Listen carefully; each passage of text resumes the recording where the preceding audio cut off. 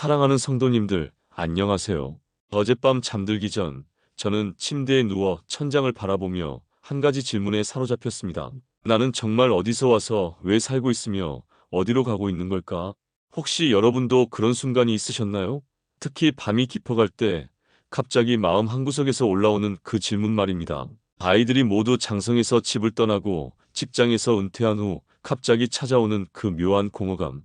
내가 지금까지 무엇을 위해 살아왔을까? 앞으로 남은 시간을 어떻게 살아야 할까? 지난주 한 권사님께서 제게 이런 말씀을 하셨습니다. 목사님, 저는 이제 70이 넘었는데 가끔 거울을 보면 낯선 사람이 서 있는 것 같아요. 이 사람이 정말 나일까? 내가 왜 이 자리에 있을까? 이런 생각이 들면서 참 막막해져요. 여러분, 이런 질문들이 결코 부정적인 것이 아닙니다. 오히려 이것은 하나님께서 우리 마음에 심어주신 영혼을 사모하는 마음이 깨어나는 신호입니다. 전도서 3장 11절에서 말씀하시지 않습니까? 하나님이 모든 것을 지으시되 때를 따라 아름답게 하셨고 또 사람들에게는 영혼을 사모하는 마음을 주셨느니라. 그런데 놀라운 것은 인류 최고의 철학자들이 수천 년 동안 고민해도 찾지 못한 이 질문의 답을 성경은 첫 장 첫 문장에서 명확히 제시한다는 것입니다. 태초에 하나님이 천지를 창조하시니라. 창세기 1장 1절. 이 한 문장 속에 우리 인생의 모든 답이 들어 있습니다. 나는 우연히 생겨난 존재가 아니라 하나님의 창조 작품입니다. 내 삶에는 목적과 의미가 있습니다. 그리고 나는 영원한 하나님께로 돌아가는 여정 중에 있습니다. 3년 전 암 진단을 받고 절망했던 한 집사님이 계셨습니다. 병원에서 6개월이라는 시간을 선고받았을 때 그분은 이렇게 말씀하셨습니다. 목사님, 저는 지금까지 무엇을 위해 살았는지 모르겠어요. 이제 죽는다는데 제 인생이 의미가 있었나요? 그런데 바로 그때 이 말씀이 그분의 마음을 사로잡았습니다. 태초에 하나님이 천지를 창조하시니라. 하나님께서 온 우주를 창조하실 때 그분도 하나님의 특별한 계획 안에 포함되어 있었다는 것을 깨달으신 거죠. 그 후 그분은 남은 시간을 완전히 다르게 사셨습니다. 가족들에게 축복의 편지를 쓰고 교회 새신자들을 돌보고 매일 새벽 기도로 하나님과 깊은 시간을 보내셨습니다. 의사가 예상했던 6개월을 훨씬 넘어 3년을 더 사시면서 주변 모든 사람들에게 진정한 삶이 무엇인지 보여주셨습니다. 혹시 지금 여러분 중에도 이런 분들이 계실까요? 건강이 예전 같지 않아서 내가 이제 무슨 소용이 있을까? 생각하시는 분, 자녀들이 독립한 후 내 역할이 끝났나? 허탈해하시는 분, 경제적 어려움 앞에서 하나님이 정말 나를 돌보실까? 의심하시는 분, 오늘 이 시간을 통해 여러분의 그 모든 질문에 성경이 어떤 답을 주는지 함께 살펴보겠습니다. 그리고 왜 지금 이 순간이야말로 여러분 인생의 가장 소중한 시기인지 확인해 보시기 바랍니다. 끝까지 함께 하신다면 오늘 밤 잠자리에 들 때 여러분의 마음에는 전혀 다른 평안이 자리 잡게 될 것입니다. 여러분, 혹시 이런 생각 해보신 적 있으십니까? 나 같은 사람이 이 세상에 태어난 게 무슨 의미가 있을까? 수십억 명의 사람들 중에 나 하나쯤이야. 그런데 창세기 1장 1절이 우리에게 전하는 첫 번째 메시지는 이것입니다. 당신의 존재는 절대 우연이 아니라는 것입니다. 태초에 하나님이 천지를 창조하시니라. 여기서 창조하다라는 히브리어 단어는 바라입니다. 이 단어가 성경에서 사용될 때는 오직 하나님만이 주체가 됩니다. 인간은 이미 있는 재료로 무언가를 만들 수는 있지만 바라, 즉 무에서 유를 창조하는 것은 오직 하나님만 하실 수 있는 일입니다. 흥미롭게도 이 바라라는 단어는 구약 성경에서 총 54번 나오는데 그 모든 경우에 하나님만이 주어가 됩니다. 이것이 무엇을 의미하는지 아십니까? 여러분의 존재는 그 어떤 자연적 진화나 우연의 산물이 아니라 하나님의 직접적이고 의도적인 창조행위라는 뜻입니다. 그런데 더 놀라운 것은 하나님께서 이 우주를 창조하실 때 완전한 계획과 목적을 가지고 하셨다는 것입니다. 시편 139편 16절에서 다윗이 고백합니다. 나의 미숙한 때를 주의 눈이 보셨으며 나를 위하여 정한 날이 하나도 되기 전에 주의 책에 다 기록되었나이다. 이 말씀이 무슨 뜻입니까? 하나님께서 우주를 창조하시기 전부터 이미 여러분 한 분 한 분을 생각하고 계셨다는 뜻입니다. 여러분이 몇 년도 몇 월 몇 일에 태어날지, 어떤 가정에서 자랄지, 어떤 배우자를 만날지, 어떤 직업을 가질지, 심지어 지금 이 순간 이 영상을 보고 계실 것까지도 하나님은 이미 아시고 계셨습니다. 사실 현대 과학이 발달하면서 우리는 인간 존재의 신비로움을 더욱 깊이 깨닫게 됩니다. 인간의 DNA에는 약 30억 개의 염기쌍이 있는데 이것이 만들어내는 유전 정보의 조합은 사실상 무한에 가깝습니다. 과학자들은 말하기를 똑같은 유전자 조합을 가진 사람이 다시 태어날 확률은 수십억 년에 한 번도 안 된다고 합니다. 여러분, 이것이 단순한 우연일까요? 아닙니다. 이것은 하나님께서 여러분 한 분 한 분을 얼마나 독특하고 특별하게 만드셨는지를 보여주는 증거입니다. 그런데 나이가 들수록 우리는 자꾸 이런 생각에 빠지게 됩니다. 이제 나는 사회에 기여할 것도 없고 아이들에게 짐만 되는 것 아닐까? 하지만 성경은 전혀 다른 관점을 제시합니다. 하나님의 창조 원리를 보면 각각의 존재에는 고유한 역할과 시기가 있다는 것입니다. 창세기 1장을 자세히 보면 하나님은 첫째 날부터 여섯째 날까지 순서대로 창조하셨습니다. 첫째 날의 빛이 여섯째 날보다 덜 중요한 게 아닙니다. 여섯째 날의 인간이 첫째 날의 빛보다 더 소중한 것도 아닙니다. 각각의 때에 각각의 목적이 있었습니다. 생각해 보세요. 만약 하나님이 첫째 날에 빛을 만들지 않으셨다면 어떻게 되었을까요? 둘째 날에 궁창을 만들지 않으셨다면? 셋째 날에 바다와 땅을 나누지 않으셨다면? 그 어떤 단계도 생략할 수 없었습니다. 모든 것이 완벽한 순서와 타이밍을 가지고 있었습니다. 마찬가지로 여러분의 인생도 그렇습니다. 20대의 열정이 소중했듯이 지금 이 시기의 경험과 지혜도 똑같이 소중합니다. 아니, 어떤 면에서는 더욱 깊은 의미를 가집니다. 레위기 19장 32절에서 하나님은 이렇게 말씀하십니다. 백발 앞에서 일어서고 어려운 자의 얼굴을 공경하며 내 하나님을 경외하라. 여기서 백발은 단순히 나이만을 뜻하는 것이 아닙니다. 그것은 오랜 세월 동안 쌓인 지혜와 경험, 그리고 하나님과 함께한 신앙의 연륜을 상징합니다. 작년에 만난 한 할머니의 이야기를 들려드리겠습니다. 85세 김할머니는 몸이 불편해서 거의 집에만 계시는데 매일 새벽 5시부터 6시까지 전 세계 선교사들을 위해 기도하십니다. 어떤 날은 선교지 이름도 제대로 기억이 안 나시지만 그분의 기도가 멈추지 않습니다. 그런데 놀라운 일이 일어났습니다. 아프리카에서 사역하는 한 선교사가 편지를 보내왔는데 정확히 그 할머니가 기도하시는 새벽 시간에 시차를 계산하면 현지 오후에 가장 놀라운 기적들이 일어난다는 것이었습니다. 병든 자가 일어나고 복음을 거부하던 족장이 마음을 열고 교회가 부흥하는 일들이 말입니다. 여러분, 이것이 바로 하나님의 창조 원리입니다. 겉으로 보기에는 나는 이제 할 일이 없어라고 생각할 수 있지만 하나님의 관점에서는 지금이야말로 가장 중요한 사역의 때일 수 있습니다. 실제로 교회사를 보면 많은 위대한 신앙의 인물들이 인생의 후반기에 가장 큰 영향력을 발휘했습니다. 사도 요한은 90세가 넘어서 요한복음과 요한계시록을 썼습니다. 모세는 80세에 이스라엘을 이끌고 이집트에서 나왔고 120세에 죽을 때까지 그의 눈이 흐리지 아니하였고 기력이 쇠하지 아니하였더라고 기록되어 있습니다. 그런데 하나님은 왜 이 우주를 창조하셨을까요? 초대교회 교부 아우구스티누스는 이렇게 말했습니다. 하나님은 우리를 당신을 위해 만드셨기에 우리 마음이 당신 안에서 쉴 때까지는 안식이 없다. 하나님께서 우주를 창조하신 목적은 사랑의 관계를 위해서였습니다. 혼자 계셔도 완전하신 하나님이 왜 우리를 만드셨을까요? 바로 사랑을 나누기 위해서입니다. 요한일서 4장 8절은 말합니다. 하나님은 사랑이시라. 사랑은 본질적으로 관계적입니다.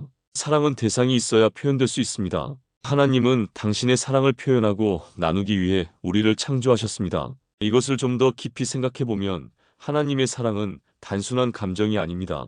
그것은 의지적이고 행동적인 사랑입니다. 고린도전서 13장에서 바울이 묘사하는 사랑의 특징들을 보십시오. 사랑은 오래 참고 사랑은 온유하며 투기하지 아니하며 사랑은 자랑하지 아니하며 교만하지 아니하며 이 모든 것들이 하나님의 성품을 드러내는 것입니다. 이것이 무슨 의미입니까? 여러분 한 분 한 분은 하나님의 사랑을 받기 위해 그리고 하나님의 사랑을 표현하기 위해 존재한다는 것입니다. 나이가 들었다고 몸이 불편하다고 경제적으로 어렵다고 이 본질적 목적이 바뀌지 않습니다. 한 달 전 저에게 깊은 감동을 준 일이 있었습니다. 78세 최 권사님의 이야기입니다. 그분은 뇌경색으로 말도 잘 못하시고 거동도 불편하십니다. 가족들은 처음에 이제 할머니는 우리가 돌봐야 할 짐이 되었다고 생각했답니다. 그런데 신기한 일이 일어났습니다. 그분이 계신 요양원에서 다른 어르신들이 자꾸 최 권사님 곁으로 몰려오기 시작한 겁니다. 말은 잘 못하시지만 그분의 눈빛과 미소에서 뭔가 특별한 평안이 느껴진다는 거죠. 요양원 직원이 말하기를 최 권사님이 계신 방은 항상 분위기가 다르답니다. 다른 어르신들이 불안해하거나 화를 내실 때도 그분 곁에 가면 자연스럽게 마음이 평온해진다는 겁니다. 나중에 알고 보니 최 권사님은 비록 말은 못하시지만 하루 종일 무언의 기도를 올리고 계셨습니다. 주변 사람들을 위해, 가족들을 위해, 나라를 위해 끊임없이 기도하고 계신 거죠. 그 기도의 향기가 주변 모든 사람들에게 전해지고 있었던 겁니다. 더 놀라운 것은 그 요양원에서 지난 1년 동안 돌아가신 어르신들이 모두 최 권사님의 기도를 받으며 평안히 임종하셨다는 것입니다. 가족들은 말합니다. 할머니가 계셔서 우리 아버지가 그렇게 평안하게 가실 수 있었어요. 여러분, 이것이 바로 창조의 원리입니다. 하나님이 우리를 만드신 목적은 무엇을 하는 것보다 누구인가에 더 있습니다. 여러분이 하나님의 사랑을 받는 존재로, 하나님의 형상을 닮은 존재로 그 자리에 있는 것 자체가 이미 엄청난 축복이고 의미입니다. 그런데 여기서 한 가지 더 중요한 진리가 있습니다. 하나님의 창조는 아직 완성되지 않았다는 것입니다. 창세기를 보면 하나님이 6일 동안 창조하시고 7일째 쉬셨다고 기록되어 있습니다. 그런데 예수님은 요한복음 5장 17절에서 이렇게 말씀하셨습니다. 내 아버지께서 이제까지 일하시니 나도 일한다. 이것이 무슨 뜻입니까? 하나님의 창조 사역이 지금도 계속되고 있다는 뜻입니다. 그리고 놀랍게도 우리는 그 창조 사역의 동역자로 부름받았습니다. 에베소서 2장 10절에서 바울은 이렇게 말합니다. 우리는 그가 만드신 바라 그리스도 예수 안에서 선한 일을 위하여 지으심을 받은 자니 이 일은 하나님이 전에 예비하사 우리로 그 가운데서 행하게 하려 하심이라. 혹시 지금 나는 이제 쓸모없는 사람이야 라고 생각하고 계신 분이 계십니까? 아닙니다. 하나님께서 오늘도 여러분을 이 땅에 살아 숨쉬게 하신다는 것은 아직도 여러분을 통해 이루고자 하시는 일이 있다는 뜻입니다. 그것이 손주를 돌보는 일일 수도 있고 누군가를 위해 기도하는 일일 수도 있고 그저 여러분의 따뜻한 미소로 누군가에게 위로가 되는 일일 수도 있습니다. 실제로 한국의 통계를 보면 65세 이상 인구가 전체 인구의 18%를 넘어섰습니다. 그런데 이것을 단순히 고령화라는 문제로만 볼 것이 아니라 하나님의 관점에서 보면 이 시대에 하나님이 사용하실 수 있는 성숙한 신앙인들이 그만큼 많아졌다는 의미일 수도 있습니다. 잠시 눈을 감고 이 기도를 마음에 새겨보시기 바랍니다. 하나님 아버지, 제가 이 세상에 태어난 것이 우연이 아니었음을 믿습니다. 주님이 저를 사랑하셔서 주님의 계획 가운데 저를 이 땅에 보내셨습니다. 비록 나이가 들고 몸이 예전 같지 않아도 제 존재 자체가 주님께는 여전히 소중하고 의미 있다는 것을 믿습니다. 오늘도 제 작은 삶을 통해 주님의 사랑이 흘러가게 하소서. 주님, 제가 아직도 이 땅에 있는 이유를 깨닫게 하시고 남은 날들을 주님의 뜻대로 살아갈 수 있도록 인도해 주소서. 아멘. 다음에는 더욱 놀라운 이야기를 나누겠습니다. 하나님이 창조하신 완벽한 세상에 어떻게 어둠이 들어왔는지, 그리고 그 어둠 속에서도 하나님의 빛이 어떻게 우리를 찾아오시는지 함께 확인해 보시겠습니다. 여러분, 지금까지 우리는 하나님의 완벽한 창조에 대해 이야기했습니다. 그런데 한 가지 질문이 남습니다. 만약 하나님이 모든 것을 완벽하게 창조하셨다면 왜 이 세상에는 고통과 슬픔이 있을까요? 왜 우리는 실패하고 좌절하고 때로는 하나님마저 원망하게 될까요? 이 질문에 대한 답을 찾기 위해 우리는 에덴 동산으로 돌아가야 합니다.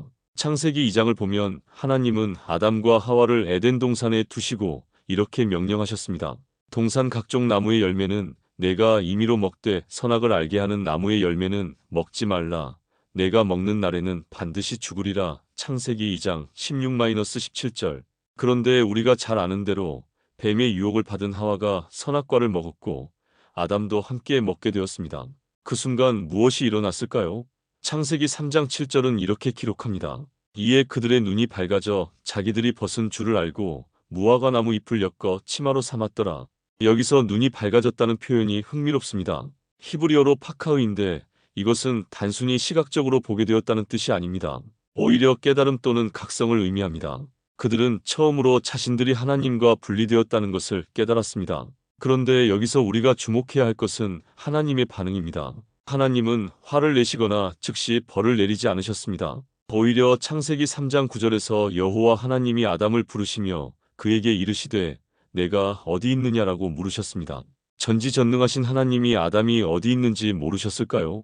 물론 아닙니다. 이것은 사랑하는 아버지가 잘못을 저지른 자녀를 찾아오시는 부르심이었습니다. 하나님은 숨어있는 아담을 정죄하려는 것이 아니라 회복시키려고 찾아오신 것입니다. 그리고 바로 그 자리에서 하나님은 인류 최초의 복음을 선포하셨습니다. 창세기 3장 15절입니다. 내가 너로 여자와 원수가 되게 하고 내 후손도 여자의 후손과 원수가 되게 하리니 여자의 후손은 내 머리를 상하게 할 것이요 너는 그의 발꿈치를 상하게 할 것이니라. 신학자들은 이 구절을 원시 복음이라고 부릅니다. 하나님은 인간이 죄를 짓는 바로 그 순간에 이미 구원의 계획을 선포하신 것입니다. 여자의 후손, 즉 예수 그리스도를 통해 사탄의 머리를 상하게 하시겠다는 약속이었습니다. 여러분, 이것이 우리 하나님의 성품입니다. 우리가 실패하고 넘어질 때 하나님은 우리를 포기하지 않으시고 오히려 회복의 길을 열어주십니다. 혹시 지금 여러분 중에 내가 너무 많이 실수했어, 이제 하나님도 나를 포기하셨을 거야 라고 생각하는 분이 계신가요? 작년에 만난 한 할아버지의 이야기를 들려드리겠습니다. 80세 박 집사님은 젊은 시절 사업에 실패하고 알코올에 의존하며 가족들에게 상처를 많이 주셨답니다.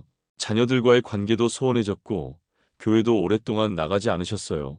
그런데 몇 년 전 손자가 태어났을 때 문득 이런 생각이 드셨답니다. 내가 이 아이에게 물려줄 수 있는 게 뭐가 있을까? 실패한 인생의 모습밖에 없는데. 그때 마음 깊은 곳에서 하나님의 음성이 들려왔다고 하십니다. 내가 어디 있느냐? 바로 그 창세기 3장 9절의 말씀이었습니다. 하나님이 여전히 자신을 찾고 계신다는 것을 깨달았을 때 그분은 눈물을 흘리며 교회로 돌아오셨습니다. 그리고 가족들에게 진심으로 사과하고 남은 인생을 하나님께 맡기겠다고 결단하셨어요. 지금 그분은 매주 요양원을 방문해서 거동이 불편한 어르신들의 손발톱을 깎아드리고 계십니다. 제가 젊을 때 가족들에게 해드리지 못한 것들을 이제라도 다른 분들에게 해드리고 싶어요라고 말씀하시더군요. 여러분, 하나님은 우리의 과거를 보고 판단하지 않으십니다. 오히려 우리의 미래를 보고 부르십니다. 아담과 하와가 실패한 후에도 하나님은 그들에게 가죽옷을 지어 입히셨습니다. 이것은 단순한 옷이 아니라 하나님의 사랑과 보호하심의 상징이었습니다. 시간이 흘러 하나님은 아브라함을 부르셨습니다. 창세기 12장 1-3절입니다. 여호와께서 아브람에게 이르시되 너는 너의 고향과 친척과 아버지의 집을 떠나 내가 내게 보여줄 땅으로 가라. 내가 너로 큰 민족을 이루고 내게 복을 주어 내 이름을 창대하게 하리니 너는 복의 근원이 될지라. 너를 축복하는 자에게는 내가 복을 내리고 너를 저주하는 자에게는 내가 저주하리니 땅의 모든 족속이 너로 말미암아 복을 얻을 것이라. 이때 아브라함의 나이가 75세였습니다. 오늘날 기준으로도 결코 젊지 않은 나이였죠. 게다가 아브라함과 사라에게는 자녀가 없었습니다. 그런데 하나님은 그에게 큰 민족을 이루겠다고 약속하셨습니다. 인간적으로 생각하면 말이 안 됩니다. 75세에 고향을 떠나 낯선 땅으로 가라니요. 자녀도 없는데 큰 민족을 이루겠다니요. 그런데 아브라함은 순종했습니다. 히브리서 11장 8절은 이렇게 기록합니다. 믿음으로 아브라함은 부르심을 받았을 때에 순종하여 장래의 유업으로 받을 땅에 나아갈새 갈 바를 알지 못하고 나아갔으며. 여러분, 혹시 이제 나이도 많은데 새로운 시작이 가능할까? 하고 생각하고 계신가요? 아브라함을 보십시오. 하나님의 부르심에는 나이 제한이 없습니다. 하나님은 지금도 여러분을 통해 새로운 일을 시작하고 싶어 하십니다. 실제로 아브라함은 100세에 이삭을 낳았습니다. 25년을 기다린 후에야 약속이 이루어진 것입니다. 그 과정에서 얼마나 많은 의심과 실망이 있었을까요? 심지어 아브라함은 하갈을 통해 이스마엘을 낳기도 했습니다. 하나님의 약속을 기다리지 못하고 인간적인 방법을 택한 것이죠. 그러나 하나님은 아브라함의 실수에도 불구하고 약속을 지키셨습니다. 그리고 창세기 22장에서는 아브라함의 믿음을 시험하시기도 했습니다. 독자 이삭을 번제로 드리라고 하신 것입니다. 그때 아브라함이 보여준 믿음은 정말 놀랍습니다. 히브리서 11장 17-19절은 이렇게 설명합니다. 아브라함은 시험을 받을 때에 믿음으로 이삭을 드렸으니 그는 약속들을 받은 자로 돼 그 외아들을 드렸느니라. 그가 생각하기를 하나님이 능히 죽은 자 가운데서 다시 살리실 줄로 믿었으니 비유컨대 그를 죽은 자 가운데서 받은 것이라. 아브라함은 하나님이 이삭을 죽은 자 가운데서 다시 살리실 수 있다고 믿었습니다. 이것이 부활신앙의 시작이었습니다. 죽음 너머의 소망, 절망 너머의 희망을 믿는 믿음이었습니다. 6개월 전에 만난 한 권사님이 생각납니다. 83세 이 권사님은 남편을 먼저 떠나보내고 혼자 사시는데 자녀들은 모두 해외에 살고 계십니다. 코로나 때문에 몇 년째 만나지도 못하고 계시죠. 어느 날 권사님이 이렇게 말씀하셨습니다. 목사님, 저는 이제 정말 혼자인 것 같아요. 남편도 없고 자식들도 멀리 있고 때로는 며칠씩 말할 사람이 없어요. 이렇게 사는 게 무슨 의미가 있을까요? 그런데 바로 그 주간에 아브라함의 말씀을 묵상하시면서 깨달음이 오셨답니다. 아브라함도 고향과 친척과 아버지 집을 떠나 홀로 낯선 땅에서 시작했다는 것을요. 그리고 하나님이 그와 함께 하셨다는 것을요. 지금 그 권사님은 매일 새벽에 일어나서 전 세계에 흩어진 교회 성도님들의 자녀들을 위해 기도하고 계십니다.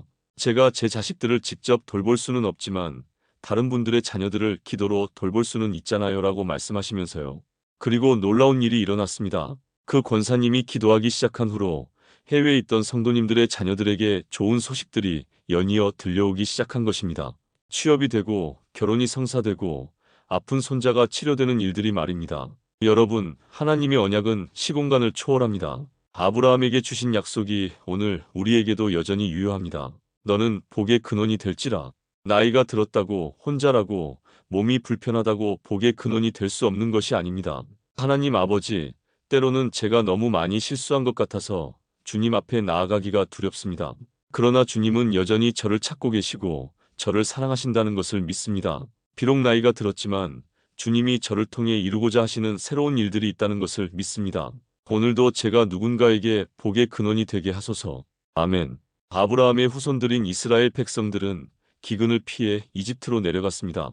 처음에는 요셉 때문에 환대를 받았지만 시간이 지나면서 상황이 완전히 달라졌습니다. 출애굽기 1장 8절은 이렇게 기록합니다. 요셉을 알지 못하는 새 왕이 일어나 애굽을 다스리더니 그 새 왕은 이스라엘 백성들이 강해지는 것을 두려워하여 그들을 노예로 만들었습니다.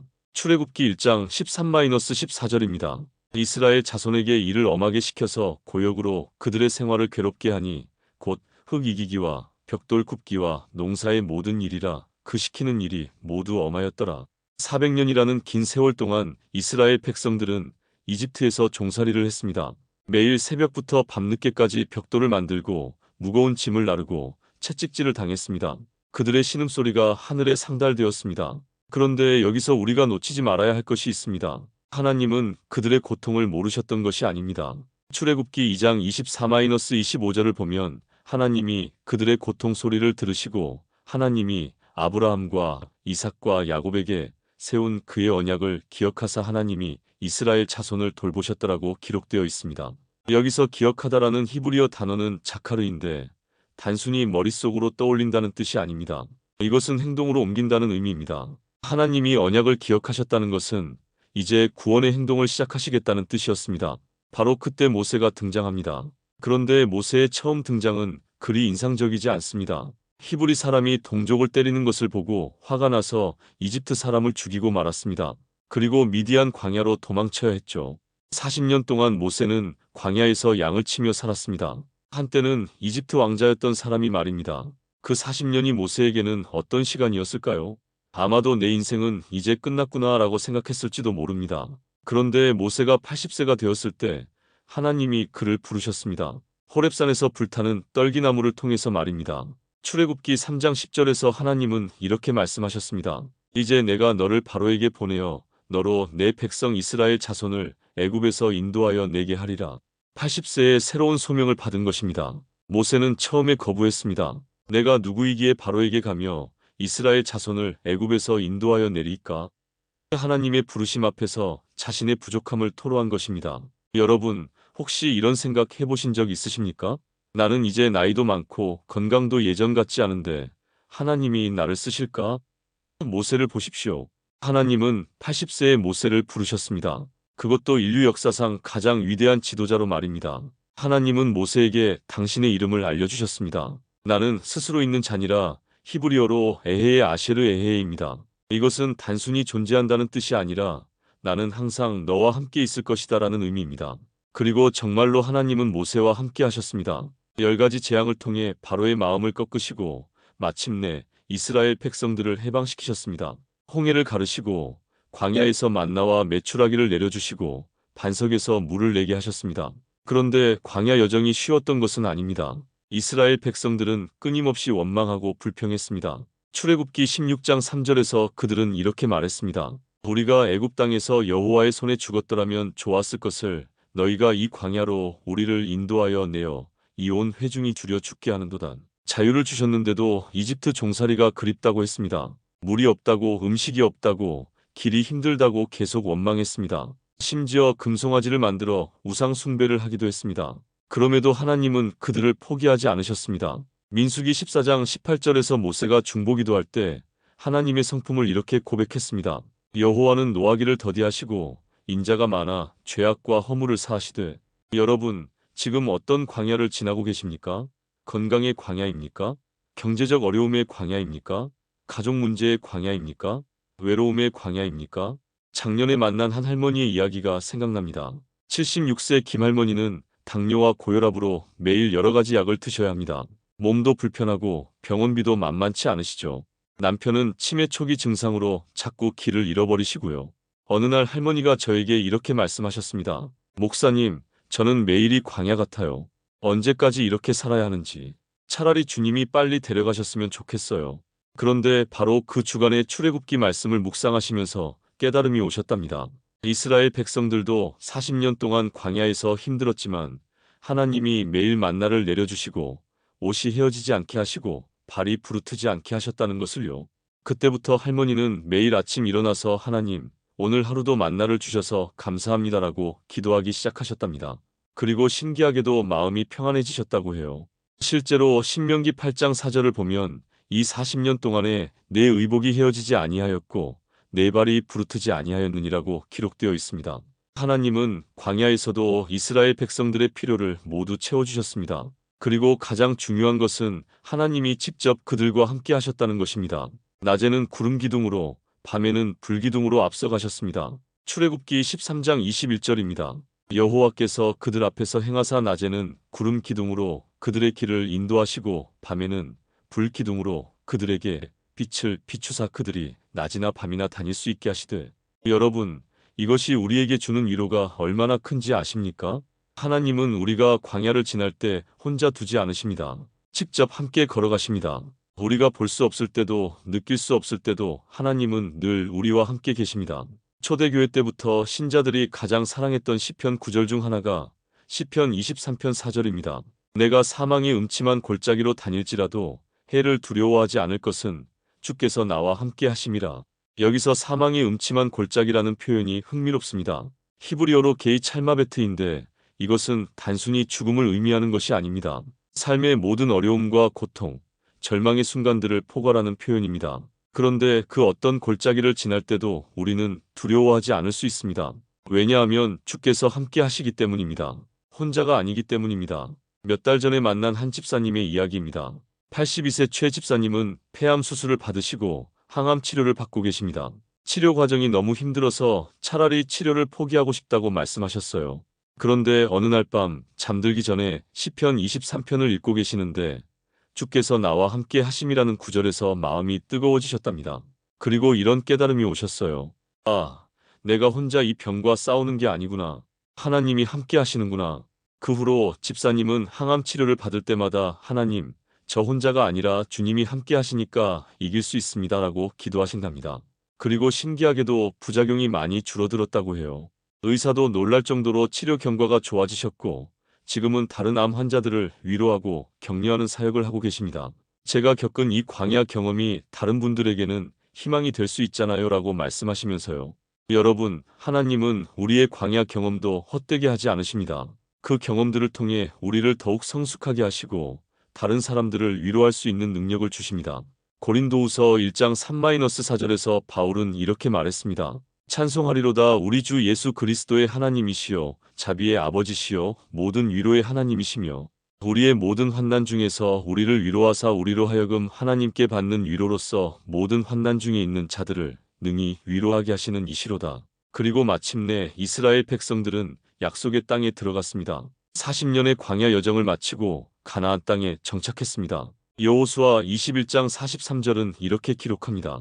여호와께서 이스라엘의 조상들에게 맹세하사 주겠다고 하신 온 땅을 이스라엘에게 다 주셨으므로 그들이 그것을 차지하여 거기에 거주하였고 하나님의 약속은 반드시 이루어집니다. 비록 시간이 걸릴지라도 과정이 힘들지라도 하나님은 약속하신 것을 반드시 성취하십니다. 여러분, 지금 어떤 약속을 기다리고 계십니까? 건강의 회복입니까? 가족의 화해입니까? 경제적 해결입니까?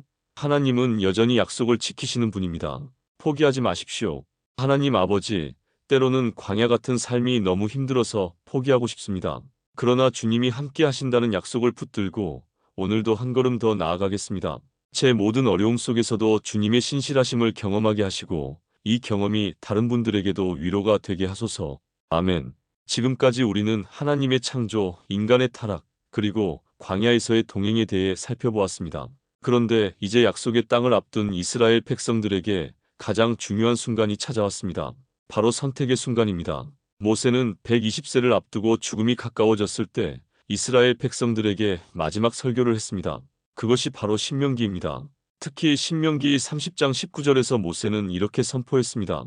내가 오늘 하늘과 땅을 불러서 너희에게 증거를 삼노라. 내가 생명과 사망과 복과 저주를 내 앞에 두었은즉 너와 내 후손이 살기 위하여 생명을 택하라. 여기서 택하라는 히브리어 단어는 바하르입니다. 이것은 단순히 고르는 것이 아니라 신중하게 선택하다, 구별하여 취하다는 의미입니다. 하나님은 이스라엘 백성들에게 그리고 오늘 우리에게도 매 순간 선택의 기회를 주고 계십니다. 그런데 여기서 중요한 것은 하나님께서 선택의 결과를 미리 알려주셨다는 것입니다. 생명과 사망, 복과 저주. 이것은 추상적인 개념이 아닙니다. 신명기 28장을 보면 순종했을 때의 축복과 불순종했을 때의 저주가 구체적으로 기록되어 있습니다. 순종의 축복은 이렇습니다. 내가 성읍에서도 복을 받고 들에서도 복을 받을 것이며 내 몸의 소생과 내 토지의 소산과 내 짐승의 새끼와 소와 양의 새끼가 복을 받을 것이며 반면 불순종의 저주는 여호와께서 내게 저주와 혼란과 책망을 내리사 내 손으로 하는 모든 일에 임하게 하시리니라고 되어 있습니다. 여러분, 이것이 바로 하나님의 사랑입니다. 결과를 모르게 하고 선택하라고 하시는 것이 아니라 어떤 길이 생명의 길이고 어떤 길이 사망의 길인지 분명히 알려주신 후에 선택하게 하시는 것입니다. 그런데 선택이라는 것이 항상 쉬운 것은 아닙니다. 특히 나이가 들수록 우리는 이런 생각을 하게 됩니다. 이제 내 인생의 큰 틀은 다 정해졌는데 지금 와서 무슨 선택이 중요할까? 하지만 성경은 전혀 다른 관점을 제시합니다. 여호수아 24장을 보면 여호수아가 110세의 임종을 앞두고 이스라엘 백성들에게 한 마지막 도전이 기록되어 있습니다. 만일 여호와를 섬기는 것이 너희에게 좋지 않게 보이거든 너희 조상들이 강 너머에서 섬기던 신들이든지 또는 너희가 거주하는 땅에 있는 아모리족의 신들이든지 너희가 섬길 자를 오늘 택하라. 오직 나와 내 집은 여호와를 섬기겠노라. 110세의 여호수아가 여전히 선택을 이야기하고 있습니다. 나와 내 집은 여호와를 섬기겠노라. 이것은 과거의 결정이 아니라 그 순간의 현재적 선택이었습니다. 작년에 만난 한 할아버지의 이야기가 생각납니다. 86세 정 집사님은 평생 교회를 다니셨지만 사실 형식적인 신앙이었다고 고백하셨습니다. 목사님, 저는 80년 넘게 살면서 하나님을 정말로 선택한 적이 없었던 것 같아요. 그냥 관습적으로 가족들 따라서 교회만 나왔어요. 그런데 작년에 아내분이 치매에 걸리시면서 모든 것이 달라졌습니다. 50년 넘게 함께 산 아내가 자신을 알아보지 못하고 때로는 낯선 사람처럼 경계하는 모습을 보면서 정 집사님은 깊은 절망에 빠지셨습니다. 이럴 바에는 차라리 함께 죽는 게 낫겠다는 생각까지 하셨다고 해요. 그런데 바로 그때 신명기 30장 19절 말씀이 마음에 와 닿았답니다. 생명을 택하라. 그 순간 정 집사님은 깨달았습니다.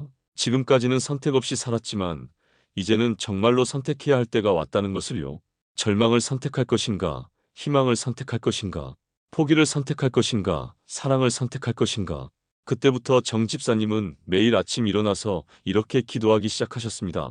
하나님, 오늘 하루도 생명을 택하겠습니다. 아내를 사랑하는 것을 택하겠습니다. 감사하는 것을 택하겠습니다. 놀라운 일이 일어났습니다. 아내분의 치매가 완전히 나은 것은 아니지만 정 집사님이 보여주는 변함없는 사랑에 반응하기 시작하신 것입니다.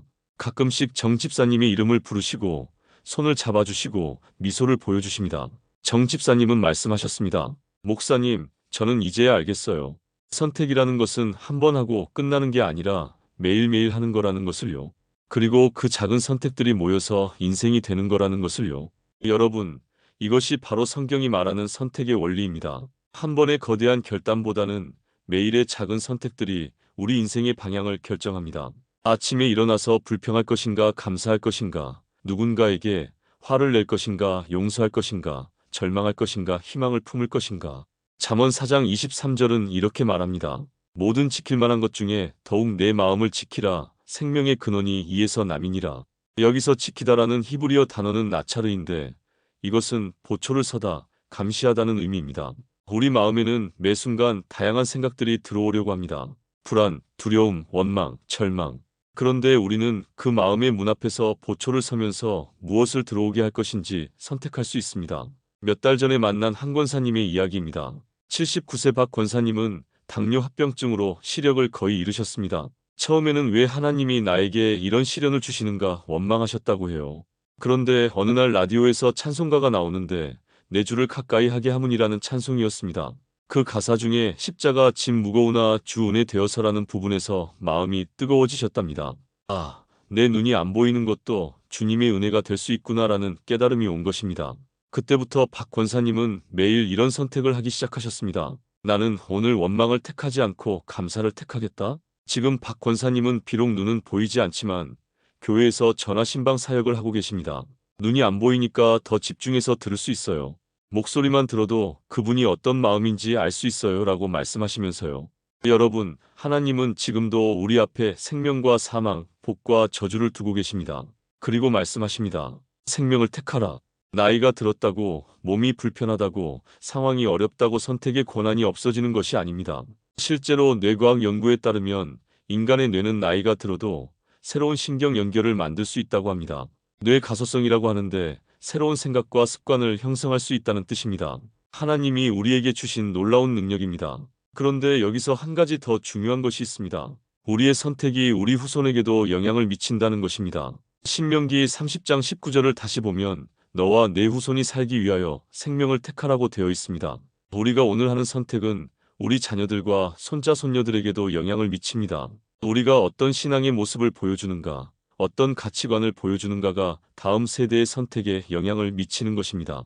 하나님 아버지, 매일매일 제 앞에 놓인 선택의 순간들을 깨닫게 하소서. 작은 것부터 큰 것까지 항상 생명을 택하고 복을 택하는 지혜를 주소서. 제가 하는 선택들이 제 후손들에게도 복이 되게 하시고 오늘도 주님을 선택하는 하루가 되게 하소서. 아멘. 해시태그 블록 5 실패에도 다시 일으켜 세우시는 하나님. 약속의 땅에 정착한 이스라엘의 역사는 그야말로 기복이 심했습니다. 여호수아와 그 세대가 죽은 후 사사기 시대가 열렸는데 이 시대를 한 문장으로 요약하면 사사기 21장 25절입니다. 그때에 이스라엘의 왕이 없으므로 사람이 각각 자기의 소견에 옳은 대로 행하였더라.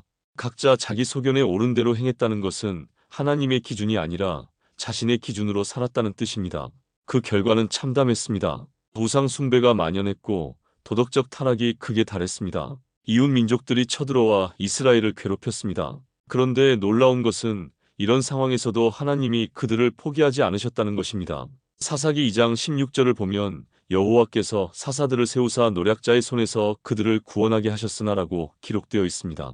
기드온, 드보라, 삼손 이런 사사들을 통해 하나님은 계속해서 이스라엘을 구원하셨습니다. 그들이 완벽한 사람들이었기 때문이 아닙니다. 오히려 그들도 많은 약점과 실수가 있었습니다. 그럼에도 하나님은 그들을 사용하셨습니다. 특히 기드온의 이야기를 보면 그가 얼마나 두려움이 많은 사람이었는지 알 수 있습니다. 사사기 6장 15절에서 기드온은 이렇게 말했습니다. 주여 내가 무엇으로 이스라엘을 구원하리이까 보소서 나의 집은 므낫세 중에 극히 약하고 나는 내 아버지 집에서 가장 작은 자니이다. 자신감이 전혀 없었습니다. 자신을 가장 작은 자라고 했습니다. 그런데 하나님은 그런 기드온을 큰 용사여라고 부르셨습니다. 하나님의 관점은 우리의 관점과 다릅니다. 하나님은 우리의 현재 모습이 아니라 우리의 가능성을 보시는 분입니다. 여러분 중에 혹시 나는 너무 부족해서 하나님이 쓰실 수 없을 거야 라고 생각하는 분이 계십니까? 기드온을 보십시오. 하나님은 가장 작다고 생각하는 사람을 큰 용사로 부르십니다. 6개월 전에 만난 한 할머니의 이야기입니다. 81세 이 할머니는 평생 남들 앞에 나서는 것을 무척 어려워하셨습니다. 나는 학도 별로 못 배우고 말주변도 없어서 다른 사람들에게 도움이 될 수 없어요 라고 항상 말씀하셨어요. 그런데 작년에 교회에서 새신자 돌봄 사역을 부탁받았을 때 처음에는 저는 안 돼요 라고 거부하셨습니다. 하지만 목사님의 권유에 못 이겨 시작하게 되었는데 놀라운 일이 일어났습니다. 이 할머니의 소박하고 진실한 마음이 새신자들에게 큰 감동을 준 것입니다. 화려한 말솜씨는 없었지만 정성껏 김치를 담가서 나눠주고 아플 때는 병원에 함께 가주고 그저 옆에서 들어주는 것만으로도 많은 분들이 위로를 받았습니다.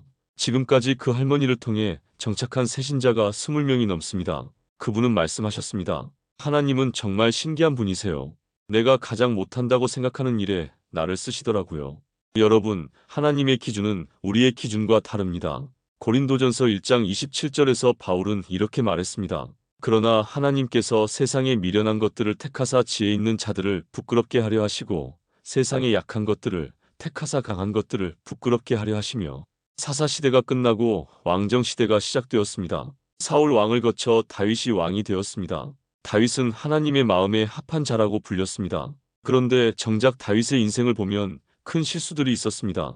가장 대표적인 것이 밧세바 사건입니다. 다윗은 우리아의 아내 밧세바와 간음했고 그것을 숨기기 위해 우리아를 전쟁터에서 죽게 만들었습니다. 간음과 살인이라는 심각한 죄를 저지른 것입니다. 그런데 선지자 나단이 다윗의 죄를 지적했을 때 다윗은 변명하지 않았습니다. 즉시 내가 여호와께 죄를 범하였노라고 고백했습니다. 그리고 시편 51편에서 진정한 회개의 기도를 드렸습니다. 하나님이여 주의 인자를 따라 나를 긍휼히 여기시며 주의 많은 자비를 따라 내 죄악을 지워주소서. 나의 죄악을 말갛게 씻기시며 나의 죄를 깨끗하게 하소서. 대저 나는 내 죄악을 아오며 내 죄가 항상 내 앞에 있나이다. 이것이 진정한 회개입니다. 변명하지 않고 책임을 전가하지 않고 자신의 죄를 정확히 인정하는 것입니다. 그리고 하나님의 긍휼을 구하는 것입니다. 하나님은 회개하는 다윗을 버리지 않으셨습니다. 오히려 용서하시고 계속 사용하셨습니다. 다윗을 통해 예수님의 계보가 이어지게 하셨습니다. 마태복음 1장 1절에서 예수님을 다윗의 후손이라고 부르는 것은 우연이 아닙니다. 여러분, 혹시 과거의 실수나 죄 때문에 나는 이제 하나님께 쓸모없는 사람이야 라고 생각하고 계신가요? 다윗을 보십시오. 하나님은 회개하는 마음을 결코 거절하지 않으십니다. 작년에 상담했던 한 할아버지가 생각납니다. 77세 김 집사님은 젊은 시절 사업을 하면서 정직하지 못한 일들을 많이 하셨다고 고백하셨습니다. 목사님, 저는 젊을 때 돈을 벌기 위해 양심에 거리끼는 일들을 많이 했어요. 세금도 제대로 안 내고 직원들 월급도 밀리고 지금 생각하면 참 부끄러워요. 그런 죄책감 때문에 오랫동안 하나님께 기도도 제대로 못하셨다고 해요. 내가 무슨 자격으로 하나님께 기도하겠어요? 라고 생각하셨던 거죠. 그런데 시편 51편을 묵상하면서 깨달음이 오셨답니다. 다윗도 큰 죄를 지었지만 진심으로 회개했을 때 하나님이 용서해 주셨다는 것을요. 그때부터 김 집사님도 진심으로 회개하기 시작하셨습니다. 하나님, 저의 과거의 모든 잘못을 용서해 주세요. 그리고 남은 날들은 정직하게 이웃을 사랑하며 살게 해주세요. 그렇게 기도하면서 실제로 과거에 피해를 준 사람들에게 찾아가서 사과하고 가능한 한보상도 해드렸습니다. 지금 김 집사님은 독거노인들을 위한 반찬 배달 사역을 하고 계십니다. 제가 젊을 때 다른 사람들에게 해를 끼쳤으니 이제라도 도움이 되는 일을 하고 싶어요라고 말씀하시면서요. 다윗의 아들 솔로몬은 어땠을까요? 하나님께서 무엇을 원하느냐고 물으셨을 때 솔로몬은 지혜를 구했습니다. 하나님이 기뻐하시며 지혜뿐만 아니라 부와 영광도 주셨습니다. 하지만 솔로몬도 완벽하지 않았습니다. 나이가 들면서 이방 여인들을 많이 취했고 그들의 신들을 섬기기 시작했습니다. 열왕기상 11장 4절은 이렇게 기록합니다. 솔로몬의 나이가 많을 때에 그의 여인들이 그의 마음을 돌려 다른 신들을 따르게 하였으므로 왕의 마음이 그의 아버지 다윗의 마음과 같지 아니하여 그의 하나님 여호와 앞에 온전하지 못하였으며 솔로몬의 실패는 우리에게 중요한 교훈을 줍니다. 아무리 지혜롭고 성공한 사람이라도 끝까지 겸손해야 한다는 것입니다. 특히 나이가 들수록 더욱 조심해야 합니다. 실제로 통계를 보면 고령층의 이혼율이 최근 들어 증가하고 있다고 합니다. 그레이 디보스라고 하는데 오랜 시간 함께 살다가 노년에 헤어지는 경우들입니다. 여러 이유가 있겠지만 그중 하나는 나이가 들면서 서로에게 무관심해지고 새로운 자극을 찾는 것일 수도 있습니다. 솔로몬의 실패를 통해 우리가 배울 수 있는 것은 신앙의 여정에는 졸업이 없다는 것입니다. 아무리 오랫동안 믿었어도 아무리 많은 은혜를 받았어도 끝까지 깨어 있어야 합니다. 베드로전서 5장 8절은 경고합니다. 근신하라 깨어라 너희 대적 마귀가 우는 사자같이 두루다니며 삼킬 자를 찾나니. 이 말씀은 젊은이들에게만 해당하는 것이 아닙니다. 나이가 들수록 더욱 필요한 경계입니다. 그런데 여기서 우리가 놓치지 말아야 할 것이 있습니다. 솔로몬이 실패했다고 해서 하나님의 계획이 좌절된 것은 아니라는 것입니다. 하나님은 인간의 실패를 통해서도 당신의 뜻을 이루어 가십니다. 솔로몬 이후 이스라엘이 남북으로 분열되었지만 하나님은 계속해서 선지자들을 보내셨습니다. 이사야, 예레미야, 에스겔, 다니엘 이들을 통해 메시아에 대한 예언을 더욱 구체화하셨습니다. 특히 이사야 53장은 예수님의 십자가 고난을 놀랍도록 정확하게 예언하고 있습니다. 그는 실로 우리의 질고를 지고 우리의 슬픔을 당하였거늘 우리는 생각하기를 그는 징벌을 받아 하나님께 맞으며 고난을 당한다 하였노라. 그가 찔림은 우리의 허물 때문이요 그가 상함은 우리의 죄악 때문이라. 여러분, 우리의 실패가 하나님의 계획을 막을 수는 없습니다. 오히려 하나님은 우리의 실패마저도 선을 이루시는 데 사용하십니다. 로마서 8장 28절의 약속대로 말입니다. 우리가 알거니와 하나님을 사랑하는 자 곧 그의 뜻대로 부르심을 입은 자들에게는 모든 것이 합력하여 선을 이루느니라. 하나님 아버지, 때로는 과거의 실수와 실패 때문에 주님 앞에 나아가기가 두렵습니다.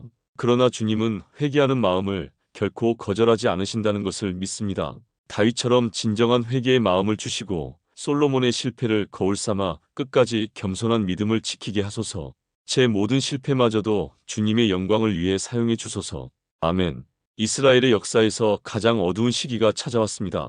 북이스라엘은 아수르에 의해 멸망했고 남유다도 바벨론의 침입으로 백성들이 포로로 끌려갔습니다. 솔로몬이 건축한 아름다운 성전은 파괴되었고 예루살렘 성벽은 무너졌습니다. 백성들은 바벨론 강가에 앉아서 시온을 기억하며 울었고 절망의 나날을 보냈습니다. 하나님이 정말 자신들을 버리신 것처럼 느껴졌습니다. 그런데 바로 그 절망의 한복판에서 하나님은 선지자들을 통해 놀라운 메시지를 전하셨습니다. 예레미야는 바벨론 포로로 끌려가는 백성들에게 이렇게 말했습니다. 여호와의 말씀이니라. 너희를 향한 나의 생각을 내가 아나니 평안이요 재앙이 아니니라. 너희에게 미래와 희망을 주는 것이니라. 여기서 미래라는 히브리어 단어는 아하리트인데 단순히 나중이라는 의미가 아닙니다. 궁극적인 결말, 최종적인 운명이라는 뜻입니다. 여러분, 혹시 지금 인생의 황혼기에 서서 내 인생이 이렇게 끝나는 건가? 라는 생각이 드십니까? 하나님의 관점은 다릅니다. 하나님께는 여러분을 향한 미래와 희망의 계획이 있습니다.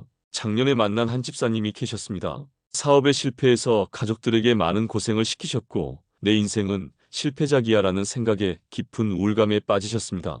그런데 예레미야 29장 11절 말씀을 들으면서 마음이 뜨거워졌다고 하십니다. 하나님이 나를 향해서도 미래와 희망의 계획을 가지고 계신다는 거구나라는 깨달음이 온 것입니다. 그때부터 그분은 달라지기 시작하셨습니다. 자녀들에게 진심으로 사과하고 교회에서 청소 봉사를 자원하셨습니다. 제가 젊을 때는 사업으로 실패했지만 이제라도 하나님 집을 깨끗하게 하는 일은 할 수 있잖아요 라고 말씀하시면서요. 지금은 매일 새벽 교회에 나와서 성도들이 편안하게 예배드릴 수 있도록 환경을 정비하고 계십니다.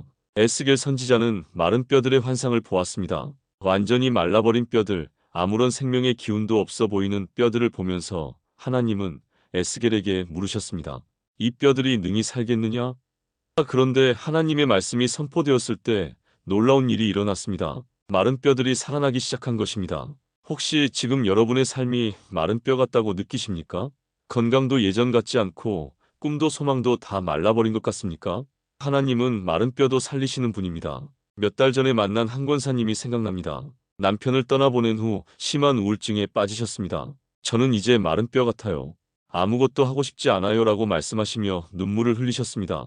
그런데 에스겔서 마른 뼈 환상을 묵상하시면서 하나님은 죽은 것 같은 나도 다시 살리실 수 있구나라는 희망이 마음에 찾아온 것입니다.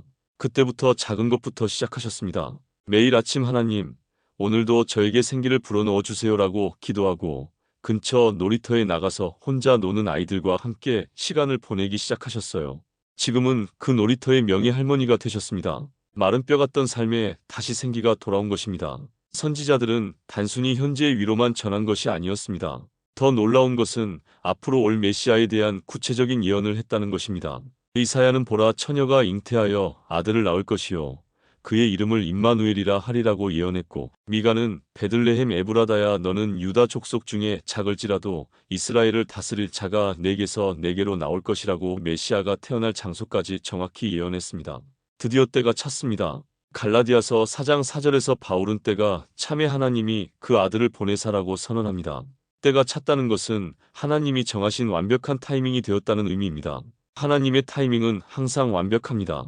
예수님은 베들레헴의 작은 마구간에서 태어나셨습니다. 온 우주의 창조주가 가장 낮은 곳으로 오신 것입니다. 빌립보서에서 바울은 그는 근본 하나님의 본체시나 하나님과 동등됨을 취할 것으로 여기지 아니하시고 오히려 자기를 비워 종의 형체를 가지사 사람들과 같이 되셨고라고 묘사합니다. 왜 하나님이 인간이 되셔야 했을까요? 우리를 구원하시기 위해서입니다. 예수님은 우리와 똑같은 인간이 되셔서 우리의 모든 고통과 슬픔을 경험하셨습니다. 히브리서는 말합니다. 우리에게 있는 대제사장은 우리의 연약함을 동정하지 못하실 리가 아니요. 작년에 만난 한 권사님이 계셨습니다. 관절염 때문에 매일 심한 통증에 시달리고 계셨어요. 이 아픔이 언제까지 계속될까요? 라고 하소연하셨는데 이사야 53장 그는 실로 우리의 질고를 치고 우리의 슬픔을 당하였다는 말씀을 묵상하면서 깨달음이 오셨답니다.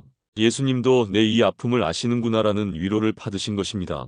마침내 십자가의 때가 왔습니다. 예수님은 겟세마네 동산에서 나의 원대로 마시옵고 아버지의 원대로 하옵소서라고 기도하시며 하나님의 뜻에 순종하셨습니다.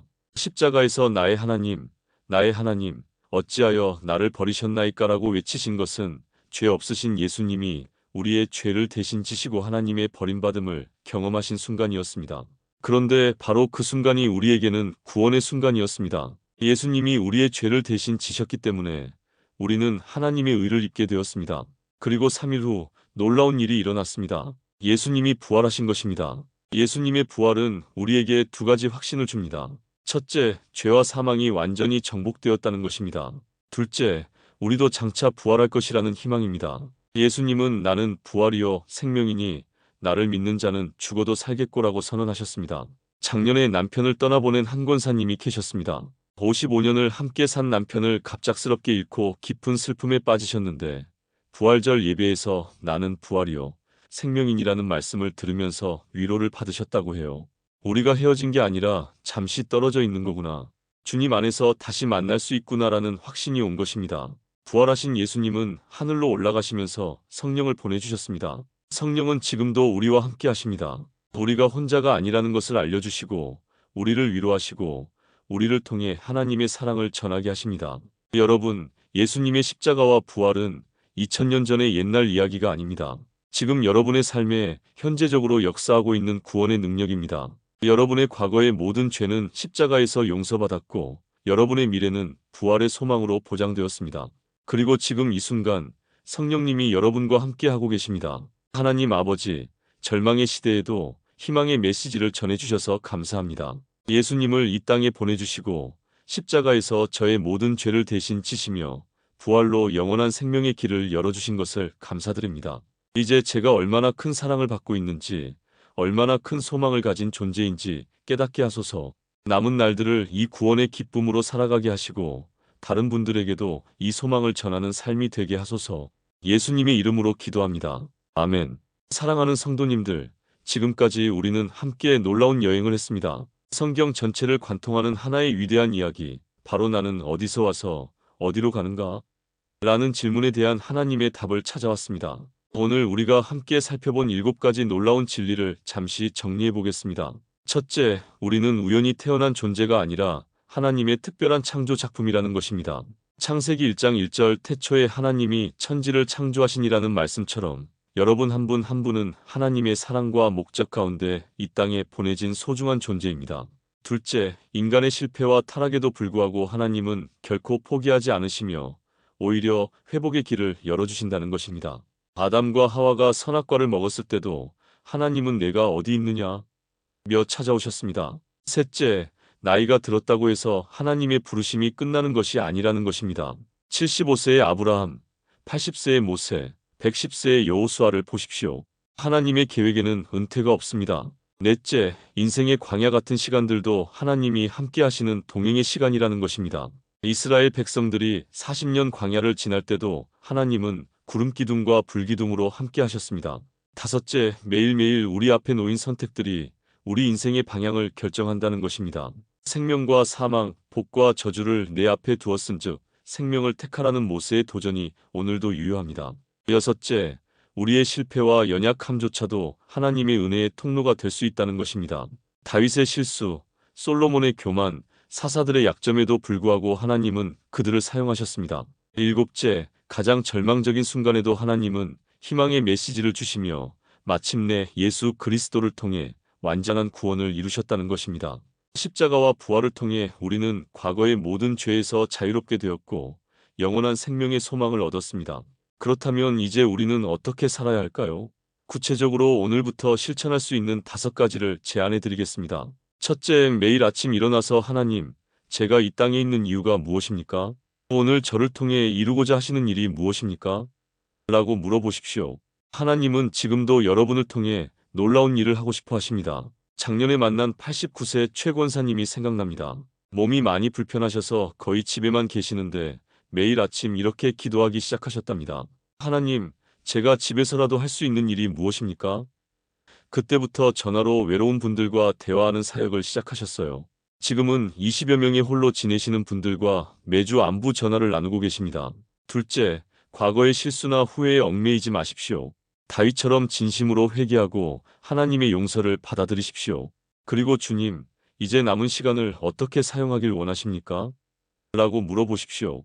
며칠 전에 만난 77세 김 집사님이 말씀하셨습니다. 목사님, 저는 평생 자녀들에게 화만 내고 살았어요. 그런데 이제 와서 미안하다고 하기도 못하고, 그래서 제가 권해드렸습니다. 지금이라도 늦지 않았습니다. 진심으로 사과하고 축복해 주세요. 지금 그 집사님은 자녀들에게 매주 축복의 문자를 보내고 계시고 가족 관계가 많이 회복되었습니다. 셋째, 작은 일이라도 꾸준히 하십시오. 에스겔의 마른 뼈 환상처럼 하나님은 작은 움직임에서부터 큰 역사를 시작하십니다.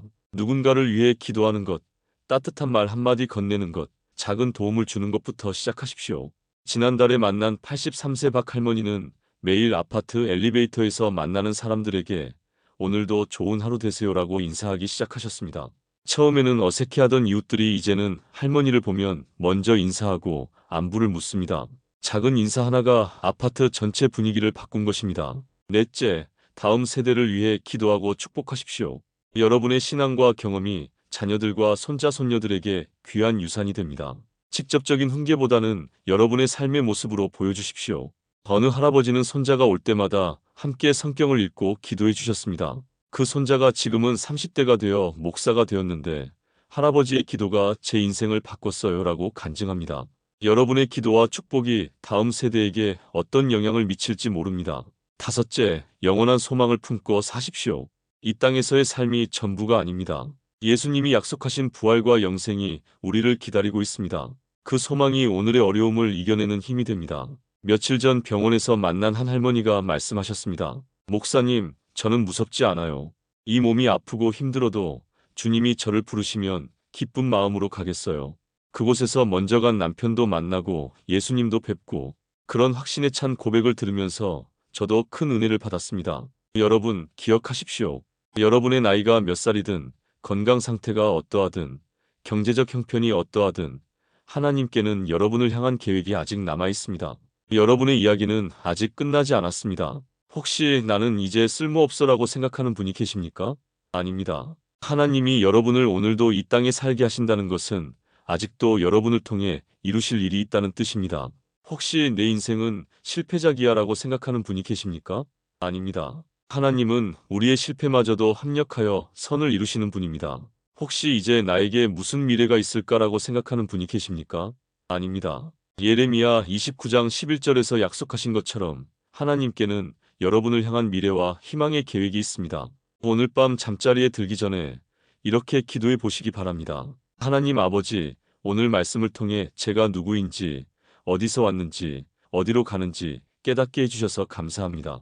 저는 우연히 태어난 존재가 아니라 주님의 사랑으로 창조된 소중한 존재라는 것을 믿습니다. 비록 많은 실수와 실패가 있었지만 주님은 저를 포기하지 않으시고 계속 사랑해 주신다는 것을 믿습니다. 이제 남은 시간이 얼마나 될지 모르지만 그 시간들을 주님의 뜻대로 살겠습니다. 작은 일이라도 주님이 맡겨주시는 사명을 감사함으로 감당하겠습니다. 그리고 주님이 부르시는 그날까지 다른 분들에게 희망과 위로가 되는 삶을 살겠습니다. 예수님의 이름으로 기도합니다. 아멘. 다음 주에는 더욱 특별한 말씀으로 찾아뵙겠습니다. 고난 속에서도 피어나는 하나님의 축복이라는 제목으로 어려운 상황에서도 하나님의 은혜를 발견하는 방법에 대해 나누겠습니다. 욥기와 시편의 놀라운 이야기들을 통해 여러분의 마음에 진정한 평안과 소망이 자리 잡게 될 것입니다. 오늘 이 영상이 여러분에게 위로와 힘이 되었다면 댓글에 아멘, 하나님께서 나를 사랑하십니다라고 써주시고 여러분의 작은 기도 제목도 나누어 주세요. 건강을 위해서든 가족을 위해서든 어떤 것이든 괜찮습니다. 우리 모두가 함께 기도하겠습니다. 그리고 이 메시지가 필요한 다른 분들에게도 꼭 공유해 주세요. 여러분의 작은 나눔이 누군가에게는 인생을 바꾸는 전환점이 될 수 있습니다.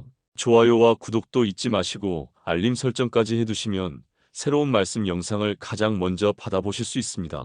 마지막으로 시편 23편 6절의 축복으로 오늘의 말씀을 마무리하겠습니다. 내 평생의 선하심과 인자하심이 반드시 나를 따르리니 내가 여호와의 집에 영원히 살리로다. 여러분의 남은 평생에도 하나님의 선하심과 인자하심이 늘 함께 하시기를 축복합니다. 건강하시고 평안하시고 하나님의 사랑 안에서 기쁨이 충만하시기를 기도합니다. 그리고 이 땅에서의 여정이 끝날 때는 영원한 하나님의 집에서 다시 만나 뵙기를 소망합니다. 하나님의 은혜와 평강이 여러분과 여러분의 가정에 늘 함께 하시기를 축복합니다. 샬롬.